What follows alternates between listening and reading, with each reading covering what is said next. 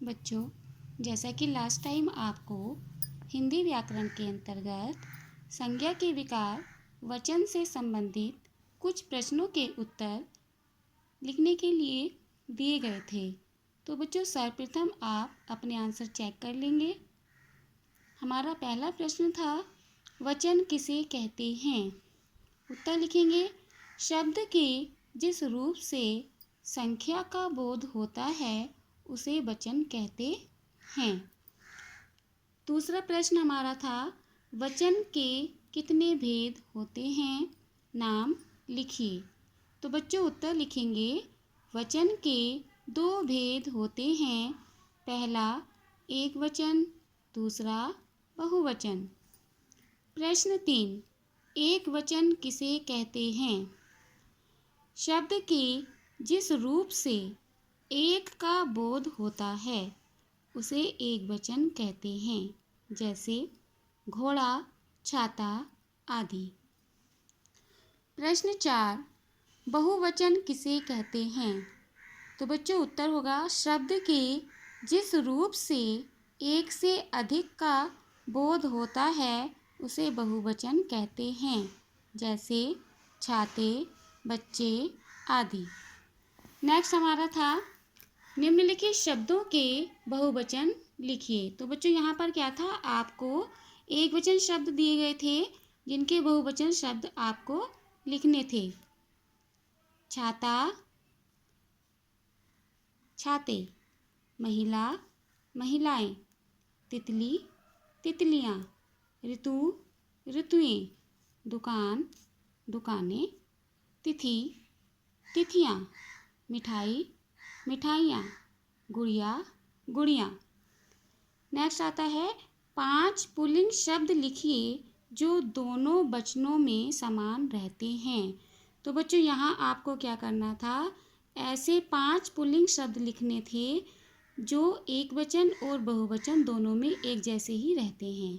तो हमारा पहला शब्द है नेता, पिता, राजा, योद्धा, मामा। ठीक है, तो बच्चों उम्मीद करती हूँ आप सभी ने अपने अपने प्रश्नों के उत्तर मैच कर लिए होंगे। तो आइए उसी क्रम को आगे बढ़ाते हुए आज हम जानेंगे संज्ञा के विकार कारक के बारे में। ठीक है, कारक शब्द का अर्थ है क्रिया से संबंध कराने वाला। संज्ञा या सर्वनाम का उस वाक्य की क्रिया से जो संबंध होता है उसे कारक कहते हैं। तो बच्चों निम्नलिखित कहानी को पढ़िए। किसी गांव एक किसान था, वह उस गांव मुखिया था। एक लड़के जन्म देते ही उस पत्नी मृत्यु हो गई। इस किसान बहुत दुख डूब गया। गांव वालों, मित्रों और संबंधियों किसी प्रकार उस समझा बुझाकर दूसरे विवाह तैयार किया। वे चाहते थे कि छोटे बच्चे देखभाल करने घर कोई तो हो। बच्चों इस कहानी से पूरी बात समझ में नहीं आ रही, ऐसा लगता है कि कुछ छूट रहा है। अब इस कहानी को दोबारा पढ़ो। किसी गांव में एक किसान था, वह उस गांव का मुखिया था। एक लड़के को जन्म देते ही उसकी पत्नी की मृत्यु हो गई। इससे किसान बहुत दुख में डूब गया। गांव वालों, मित्रों और संबंधियों ने किसी प्रकार उसको समझा बुझाकर दूसरे विवाह के लिए तैयार किया।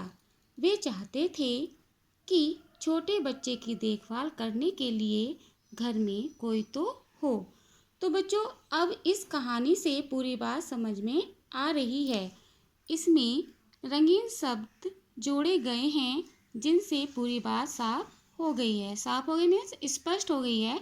इन रंगीन शब्दों को कारक चिन्ह कहते हैं। कारक चिन्ह को प्रसर्ग भी कहते हैं। आइए अब जानते हैं कारक के भेद। वे शब्द जो कारक का क्रिया से संबंध स्थापित करते हैं कारक चिन्ह कहलाते हैं। कारक के 8 भेद होते हैं। नंबर 1, कर्ता कारक, क्रिया को करने वाला। क्रिया को करने वाला कौन होता है बेटा? कर्ता कारक। जैसे वह खाना खा रहा है, तो कौन खाना खा रहा है? वह। बिल्ली ने चूहा पकड़ लिया, किसने चूहा पकड़ा? बिल्ली ने। तो बच्चों यहाँ पर वह और बिल्ली दोनों क्या हैं? कर्ता कारक हैं। सेकंड हमारा आता है कर्म कारक, जिस पर क्रिया का प्रभाव पड़े। जैसे उसने पाठ याद कर लिया, तो बच्चों यहाँ आप देख पा रहे होंगे यहाँ पर हमारा जो क्रिया शब्द वो क्या है? याद करना। तो याद करना का प्रभाव किस पे पड़ रहा है? पाठ पर।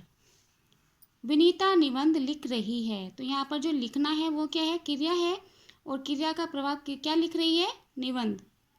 ठीक है, तो यहाँ पर जो हमारा पाठ और निबंध शब्द हैं वो क्या है? क्या है बेटा? कर्म कारक।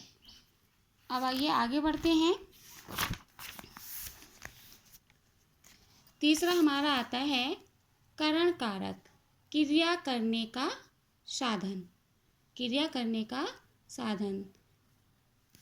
तो बच्चों जो हमारा माध्यम होता है, जो हमारा काम करने का माध्यम होता है, वो किसके अंतर्गत आता है? करण कारक के अंतर्गत। तो जैसे देख लीजिए, मैं तो बस से आया हूँ, तो यहाँ पर हमारा आने का माध्यम क्या है बेटा? बस। कपड़े को कैंची से काटो, तो यहाँ पर जो कपड़ा है वो किसके द्वारा काटा गया है? कैंची से। मतलब हमारा जो काटने का माध्यम है वो क्या है? कैंची। तो यहाँ पर बस और कैंची क्या होंगे? करण कारक। नेक्स्ट हमारा आता है संप्रदान कारक, इसके लिए क्रिया की जाती है। जैसे पिताजी मोहन के लिए उपहार लाए, तो पिताजी किसके लिए उपहार लाए? मोहन के लिए। यह पुस्तक रश्मि को दे दो, तो इसमें किसकी बात की गई है? रश्मि की। मतलब किसको दे दो? रश्मि को दे दो। तो यहाँ पर बच्चों हमारा मोहन और रश्मि ये दोनों शब्द क्या होंगे? संप्रदान कारक। क्या होंगे? संप्रदान कारक। अब आता है अपादान कारक, जिससे कोई वस्तु अलग हो। जैसे पेड़ से पत्ता गिरा, पेड़ से पत्ता गिरा, तो पत्ता किससे गिरा? पेड़ से गिरा। पेड़ से क्या हुआ? वो अलग हो गया। मैं हैदराबाद से आया हूँ, तो मैं कहाँ से आया हूँ? हैदराबाद से। तो यहाँ पर क्या है बेटा? अलग होना। तो यहाँ पर जो हमारे पेड़ और हैदराबाद शब्द हैं वो क्या है? अपादान कारक। नेक्स्ट हमारा आता है संबंध कारक, क्रिया से भिन्न शब्द के साथ संबंध सूचित करने वाला। सूचित करने वाला, बताने वाला।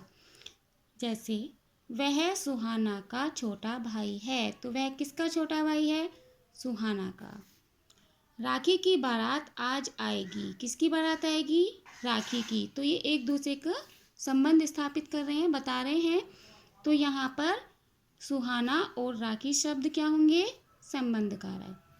नेक्स्ट हमारा आता है अधिकरण कारक, क्रिया का आधार बताने वाला। तो बच्चों यहाँ पर आप अधिकरण कारक में क्या है? क्रिया का आधार, जो क्रिया का आधार बताए। जब उस पेड़ पर कई पक्षी बैठे हैं, तो आप देख पा रहे होंगे यहाँ पर हमारी क्रिया है बैठना। बैठना, किस पर बैठे हैं? पेड़ पर बैठे हैं। विकास कमरे में पढ़ रहा है, तो यहाँ पर हमारी क्रिया क्या है? पढ़ना।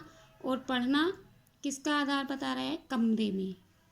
क्रिया का आधार कौन बता रहा है? कमरे में। कहाँ पढ़ रहा है विकास? कमरे में पढ़ रहा है। तो यहाँ पर जो हमारा पेड़ और कमरे शब्द है वो क्या होगा? अधिकरण कारक। नेक्स्ट आता है संबोधन कारक, जिसे पुकारा जाए। जिस वाक्य में पुकारने का बोध होता है उसमें क्या होता है? संबोधन कारक, किसी को संबोधित करना। जैसे रवि वहाँ क्या कर रहे हो, तो यहाँ पर किसको संबोधित किया गया? रवि को। ठीक है ना। नेक्स्ट हम देख लेते हैं सुमन तुम कब आई, तो किसको पुकारा जा रहा है? सुमन को। तो बच्चों यहाँ पर रवि और सुमन दोनों शब्द क्या होंगे? संबोधन कारक। यहाँ पर आप देख पाएंगे जो रवि के बाद साइन लगा हुआ है इसको हम कहते हैं विस्मयादि बोधक चिन्ह। क्या कहते हैं? विस्मयादि बोधक चिन्ह। अब जान लेते हैं कारकों के चिन्ह। तो जैसा कि आपको बताया गया कर्ता के कितने भेद होते हैं? 8। कर्ता कारक, कर्म कारक, करण कारक, संप्रदान कारक, अपादान कारक, संबंध कारक, अधिकरण कारक और संबोधन कारक। तो अब जान लेते हैं इनके चिन्ह। कर्ता ने कर्म को, कर्ता ने कोई चिन्ह नहीं, इसके अलावा इसका कोई चिन्ह नहीं होता है। कर्म कारक को के अतिरिक्त और कोई चिन्ह नहीं। करण कारक से, के द्वारा। संप्रदान कारक के, लिए, को। अपादान कारक से, अलगाव। संबंध कारक का, की, के। अधिकरण कारक में, पर। संबोधन कारक कोई चिन्ह नहीं।